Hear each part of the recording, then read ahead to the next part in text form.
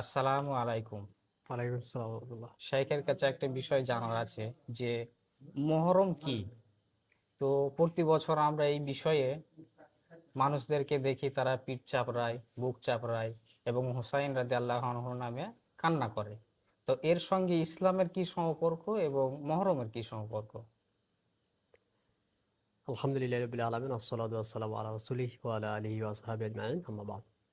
মহরম এটি আমাদের সমাজের মানুষের দৃষ্টিতে আরেকটা অর্থ তারা রেখে দিয়েছে। আরেকটি হচ্ছে মহরমের প্রকৃত অর্থ আরেকটি রয়েছে। মূলত মহরম এটি কোনো বিশেষ দিনের নাম নয়, বা মহরম পালন করার জন্য বিশেষ কোনো দিনকে মহরম বলা হয় না। মহরম হচ্ছে ইসলামী ক্যালেন্ডার অনুযায়ী বছরের প্রথম মাস। এটি একটা মাসের নাম। আর পবিত্র কোরআন আল্লাহ রাব্বুল আলামিন তিনি উল্লেখ করেছেন যে আসমান এবং জমিনকে সৃষ্টি করেছেন আল্লাহ যেদিনে, সেই দিন থেকে মাসের সংখ্যা 12টি। তার মধ্যে 4টি মাস রয়েছে যেটাকে হারাম মাস বলা হয়, পবিত্র মাস বলা হয়। এই 4টি মাসের মধ্যে একটি মাস হচ্ছে মহরম মাস। তাহলে মহরম মাস হচ্ছে একটা পবিত্র মাসের নাম, যেটা ইসলামিক ক্যালেন্ডার অনুযায়ী বছরের প্রথম মাস। এবং এই মাসের একটি গুরুত্ব রয়েছে, যে গুরুত্ব আমরা কথা বলছি তার আগে বলে নেই যে মহরমের মধ্যে একটি দিন রয়েছে এই মাসের মধ্যে, যেটাকে বলা হয় আশুরা, এবং সেটি হচ্ছে মহরমের 10 তারিখ। এই আশুরার গুরুত্ব রয়েছে ইসলামের সঙ্গে, কিন্তু মহরমকে কেন্দ্র করে আমাদের সমাজে যে মাতম করা হয় বা কান্নাকাটি করা হয় হুসেন রাদিয়াল্লাহু জন্য, কিংবা এক শ্রেণীর মানুষ যারা পিঠ চাবড়ায়, বুক চাবড়ায়, শরীরকে রক্তাক্ত করে, এর সঙ্গে যদি আমরা বলি যে ইসলামের কতটুকু সম্পর্ক, তাহলে দেখব এর সঙ্গে ইসলামের ন্যূনতম সম্পর্ক নেই। কারণ কি?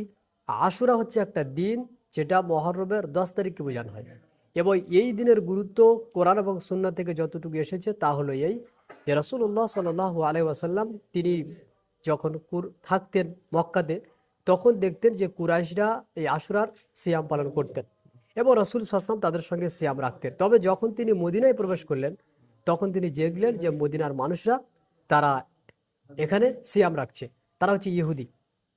রাসূলুল্লাহ সাল্লাল্লাহু আলাইহি ওয়াসাল্লাম তিনি জিজ্ঞেস করলেন যে তোমাদের এই মহরমের 10 তারিখে সিয়াম রাখার কারণ কি? তখন তারা উত্তরে বলল যে এই দিনটা এমন একটা দিন যে দিনে আল্লাহ রাব্বুল আলামিন তিনি মুসা আলাইহিস সালামকে এবং তার কওমকে ফিরআউনের হাত থেকে রক্ষা করেছিলেন। এই জন্য আমরা শুকরিয়া আদায় করত এই দিনে সিয়াম করি। তখন রাসূল সাল্লাল্লাহু আলাইহি ওয়াসাল্লাম তিনি বললেন, তাহলে আমি তো এই মর্মে বেশি হক রাখি, যেহেতু মুসা একজন নবী এবং আমার ভাই, সেজন্য আমি এই মর্মে সিয়াম পালন করব। তো রাসূলুল্লাহ সাল্লাল্লাহু আলাইহি ওয়াসাল্লাম তিনি তখন সিয়াম রাখলেন, এবং আল্লাহ নবী সাল্লাল্লাহু আলাইহি ওয়াসাল্লাম যখন তিনি সিয়াম রাখলেন, সাহাবাদেরকে সিয়াম রাখার জন্য তিনি আদেশ করলেন। তাহলে মহরমের যে দিন 10 তারিখ, সেটাকে বলে আশুরার দিন, এবং এই দিনে আল্লাহ রাসূল সিয়াম পালন করেছেন। আমাদের জন্য উচিত হবে এই দিনে সিয়াম পালন করা।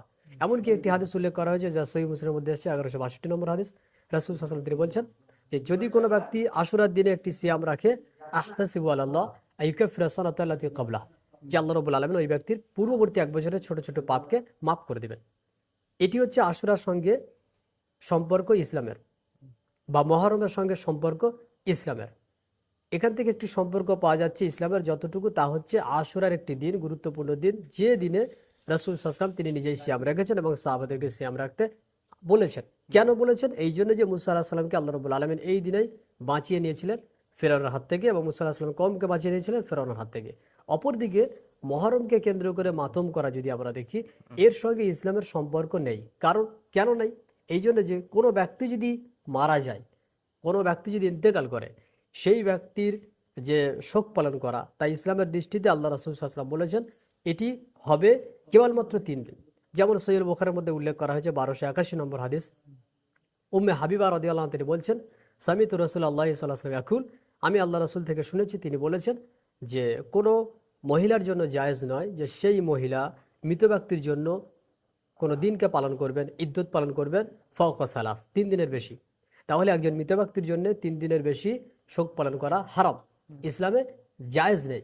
যখন ইসলামে জায়েজ নেই মৃত ব্যক্তির জন্য শোক পালন করা, হুসাইন রাদিয়াল্লাহু আনহুর জন্য যারা আজকে শোক পালন করতো, পিঠ চাপড়াচ্ছে, বুক চাপড়াচ্ছে, মাতম করছে, তাদের সঙ্গে ইসলামের কতটুকু সম্পর্ক রয়েছে? এটি তো আজকের ঘটনা নয়, এটি বহু পূর্বের ঘটনা। তাহলে যেখানে একজন ব্যক্তির জন্যে মারা গেলে সেই ব্যক্তির জন্য 3 দিনের বেশি ইদ্যত পালন করা যায় না, সেটি ইসলামে হারাম হয়। তাহলে হুসাইন রাদিয়াল্লাহু আনহুকে কেন্দ্র করে যেটা ঘটেছে 59 হিজরিতে, সেটা আজকের এসে যদি কোনো ব্যক্তি মাতম করে, পিঠ চাপড়ায়, বুক চাপড়ায়, এটা কিভাবে হালাল হতে পারে? এটা সম্পূর্ণ হারাম, এর সঙ্গে ইসলামের কোনো সম্পর্ক নেই। দ্বিতীয়ত রাসূল সাল্লাল্লাহু আলাইহি ওয়াসাল্লাম বলেছেন, যদি কোনো ব্যক্তি শোক পালন করতে গিয়ে পিঠ চাবড়ায়, আফসোস করে বুক চাবড়ায়, এই ব্যক্তিরা আমার দলভুক্ত নয়। তাহলে ইসলাম থেকে এটি প্রমাণ হচ্ছে, রসুল সাল্লাল্লাহু আলাইহি ওয়াসাল্লাম থেকে এটি প্রমাণ হচ্ছে, ইসলামের সঙ্গে শোক পালন করতে গিয়ে মাতম করা, পিঠ চাবড়ানো, বুক চাবড়ানো এগুলো সম্পূর্ণ হারাম। এমনকি মৃত ব্যক্তির জন্য 3 দিনের বেশি দিন উদযাপন করা, মৃত ব্যক্তির জন্য 3 দিনের বেশি যদি কোনো ব্যক্তি শোক পালন করে সেটাও হারাম। কাজে বর্তমানে আমাদের সমাজে মহরমকে কেন্দ্র করে যে সমস্ত আমল চলছে, একটি আমল শুধু ইসলামের সঙ্গে সম্পর্কিত, তা হচ্ছে আশুরা দিনে সিয়াম রাখা। বাকি কোনো দিন ইসলামের সঙ্গে সম্পর্কিত নেই। কাজে মাতম করা হারাম। এগুলোর সঙ্গে ইসলামের কোনো সম্পর্ক নেই। এগুলো পালন করলে গুনাহ হবে, পাপ হবে।